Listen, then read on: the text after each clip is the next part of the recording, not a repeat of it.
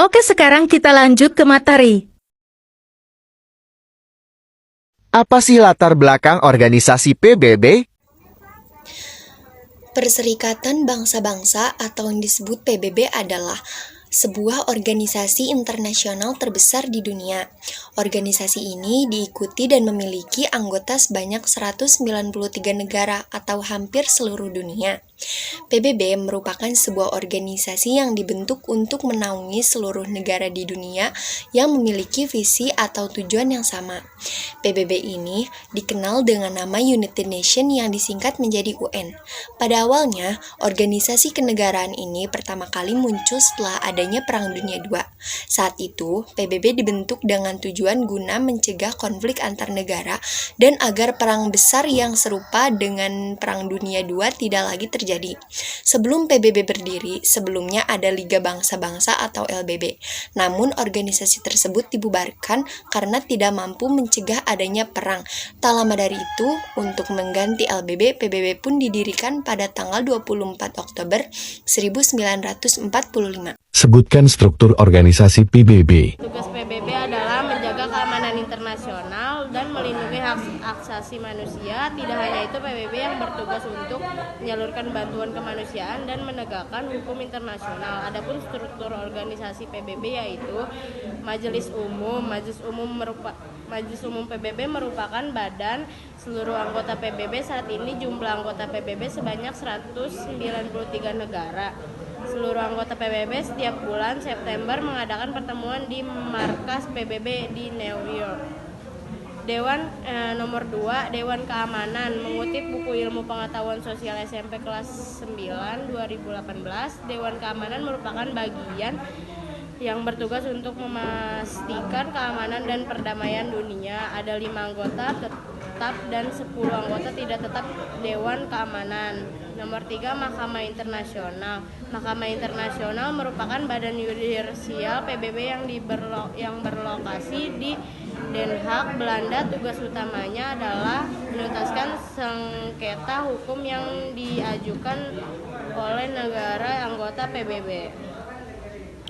Adapun yang keempat, Dewan Perwalian. Dewan Perwalian merupakan dewan yang bertugas untuk memantau 11 wilayah perwalian yang ada di bawah kekuasaan 7 negara anggota PBB. Pada tahun 1994, 11 daerah tersebut berhasil memperoleh kemerdekaan. Kemudian, Dewan Perwalian dibekukan pada 1 November 1994. Adapun yang kelima, Sekretariat merupakan struktur organisasi yang terdiri dari sekretaris jenderal dan banyak staf PBB yang mengelola banyak tugas dan badan-badan PBB. Adapun sekretaris jenderal merupakan pemimpin tertinggi yang dipilih oleh Majelis Umum yang berasal dari rekomendasi Dewan Keamanan. Secara garis besar, struktur anggota PBB mempunyai tugas dan wewenang masing-masing untuk mendukung keamanan dan perdamaian dunia. Apa saja sekretariat organisasi PBB? Sekretariat PBB yaitu salah satu badan utama dari Perserikatan Bangsa-Bangsa yang dikepalai oleh seorang jenderal. Ditolong oleh pekerja sipil internasional yang memainkan pekerjaan di seluruh dunia. Sekretariat PBB memberikan dukungan kerja dan pelayanan untuk semua badan PBB lainnya di dalam sistem keseluruhan dan mengatur program serta kebijakan yang dijalankan oleh mereka. Sekretariat ini mempunyai banyak tugas dari administrasi operasi, pemelihara, perdamaian, PBB sampai membuat penelitian tentang tren sosial dan ekonomi dunia. Peran dan fungsi sekretariat PBB yaitu babak yang penting dan mendasar dari PBB. Karena bertanggung jawab atas peraturan program dari Sekretaris Jenderal PBB. Sekretariat juga bertanggung jawab dalam mempublikasikan bermacam-macam perjanjian dan traktat internasional yang telah diproduksi oleh PBB. Peran sekretariat PBB juga mampu berganti sewaktu-waktu, bergantung pada program PBB yang telah tersedia. Sekretariat PBB juga bekerja dalam menjaga kontrak dengan media di seluruh dunia untuk memasarkan kinerja PBB di seluruh dunia.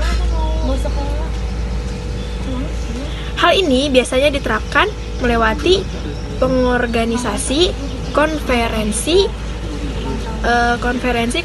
internasional. Sekretariat juga bertanggung jawab dalam penerjemahan dokumen-dokumen ke dalam bahasa resmi PBB. Selain itu, Sekretariat PBB mengatur perjanjian para staf di bermacam badan PBB. Dalam garis kabar, Sekretariat menjadi tumpuan atau kerangka dalam sistem PBB secara semuanya, memungkinkan sistem tersebut untuk memainkan pekerjaan dalam satu kesatuan. Sekretariat PBB dibagi ke dalam bermacam kantor dan departemen.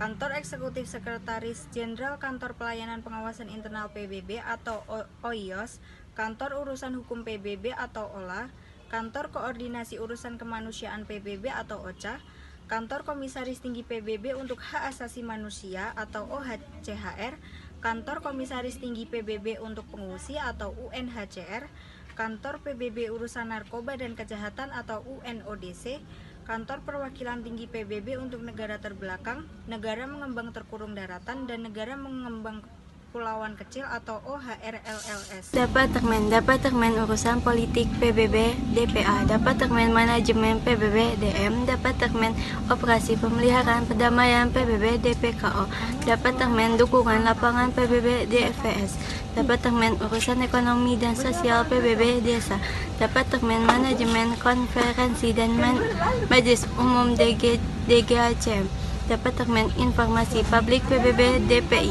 Departemen Keselamatan dan Keamanan PBB UNDSS, Kantor Cabang, Kantor PBB di Jenewa UNOC, Kantor PBB di Vienna UNOC, Kantor PBB di Nairobi Yunan, Sekretaris Jenderal Tripoli, Norwegia 1945 sampai 1953, Dag Hammarskjöld Swedia 1953 sampai 1961, Yutan Burma 1961 sampai 1971, Kurt Waldheim Australia 1972 sampai 1981, Javier Perez de Schuler Pura Peru 1982 sampai 1991, Boutros Ghali di Mesir 1992 sampai 1996, Kofi Annan Ghana 1997 sampai 2006, perkiraan tanggal pensiun Ban Ki-moon Korea Selatan 2006, fungsi Sekretariat Jenderal sebagai kepala administrasi dari PBB membawa di hadapan perhatian Dewan Keamanan setiap persoalan yang menurut alasannya membahayakan perdamaian dan keamanan internasional, membuat laporan tahunan dan tiap-tiap laporan ditambahan yang perlu pada Majelis Umum tentang pekerjaan PBB. Apa sih peran organisasi PBB? Adapun peran organisasi PBB yang memiliki kewenangan untuk membantu negara-negara yang terlibat konflik apabila dianggap sudah sampai tahap darurat, di mana negara yang terlibat tidak mampu menyelesaikan sendiri. Langkah yang dilakukan oleh PBB adalah mengirimkan pasukan perdamaian menjadi negosiator atau mediator. Langkah-langkah yang dilakukan PBB merupakan langkah-langkah dalam meresolusi konflik. Akan tetapi peranan PBB sebagai organisasi yang bertujuan untuk mencapai perdamaian dunia dihadapkan kepada beberapa tantangan. Selain itu, peranan PBB yang kurang baik pada masa Perang Dunia dan Perang Dingin membuat masyarakat dunia kurang mempercayai kapabilitas PBB. Langkah-langkah yang sudah dilakukan oleh PBB, khususnya pasukan perdamaian dan peranan PBB sebagai mediator dalam menangani konflik. Selanjutnya akan dipaparkan perubahan-perubahan yang sudah dilakukan oleh PBB dalam memperbaiki kinerja organisasi.